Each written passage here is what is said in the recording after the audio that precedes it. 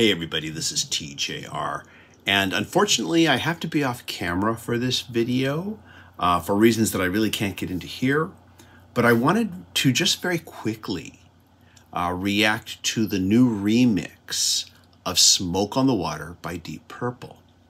And I only just found out about this remix a few hours ago. I've spent the last hour or so listening to it. I've spent some time A-Bing it back and forth to the original stereo mix. And I wanted to just kind of give my thoughts on how I feel about this remix. Before I do, though, I should mention that this remix is by Dweezil Zappa.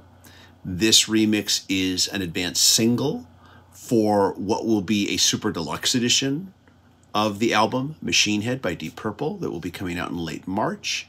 And kind of at the forefront of this whole super deluxe edition release will be the entire album remixed by Dweezil Zappa. So this is our first listen, and let me kind of give my thoughts on this. So first of all, during the song's introduction, the first thing I noticed was that when Jon Lord's keyboards come in on the right side, they feel much more prominent.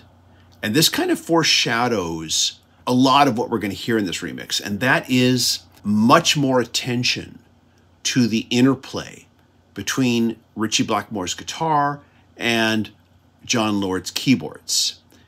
That's always been there, but here it's just brought out a little bit more. And you really can notice the finer intricacies and nuances of the interplay between these two musicians.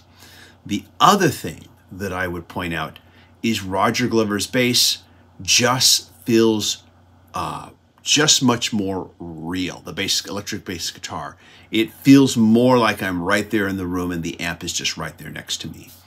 Overall, there's been a lot of trying to create a better soundstage for this, but the one thing that may have gotten lost in all of this, in trying to accentuate the interplay, again, between the guitar and organ, is the drums. Now, I'm not a drummer myself. I'm more of a guitar person. And then after that, I'm more of a keyboard person. And then after that, I'm more of a bass guitar person.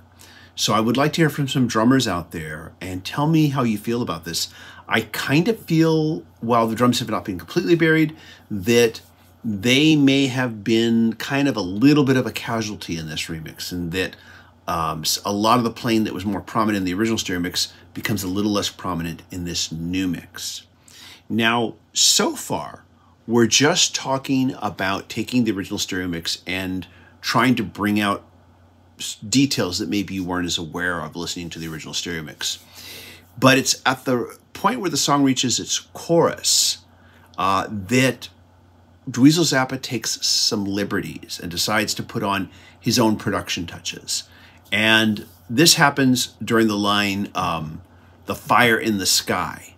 And there is quite a bit more echo and delay on this section here, which makes that last line, "the fire in the sky," it makes it really reverberate back at you after he says it. And it's an interesting effect. It makes the chorus sound a little bit more psychedelic.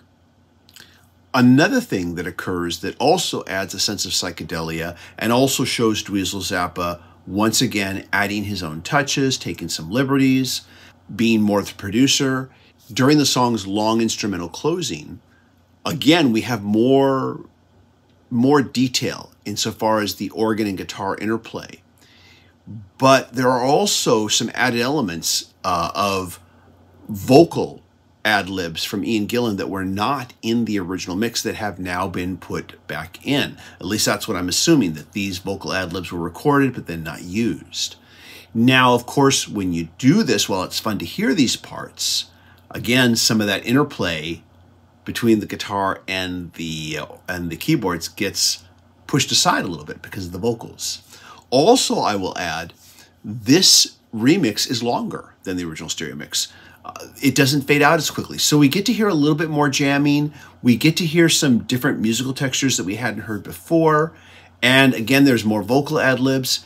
And I would say this closing is a bit more psychedelic sounding than its original, which was much more straightforward.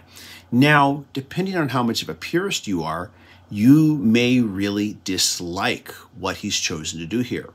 Myself personally, I enjoyed hearing some of these new vocal parts that we'd not heard before. I enjoy the choices that he made with the chorus, adding the extra added effects to the ending of the chorus to give it a kind of an echoey sound, a kind of a psychedelic feedback sound. I rather liked it all, but in no way do I think this replaces the original stereo mix. There are so many things I like about the original stereo mix, and at the same time, I found that I like some of the new things I heard in this. So to me, this is just a different way to hear it. It makes me curious to hear what he's going to do with the rest of the album. But I definitely have, I would say, a positive feeling about it all.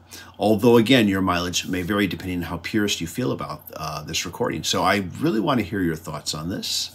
Again, this is all in advance for the Super Deluxe Edition for Machine Head, which will be out near the end of March. I'm hoping we'll get a few more singles, and then I'll be able to listen to those as well and react to them here on this channel. But now let me know what you think. As always, if you like these videos, hit like, hit subscribe, and hit the bell notification icon so you never miss a video. I want to thank my patron supporters. Patron supporters do receive exclusive videos not available on this channel. Now I want to hear what you have to say about it. And looking forward to reading your comments. Everybody, thank you so much for watching, and I hope you all stay safe and healthy. I'll see you in the next video. Bye.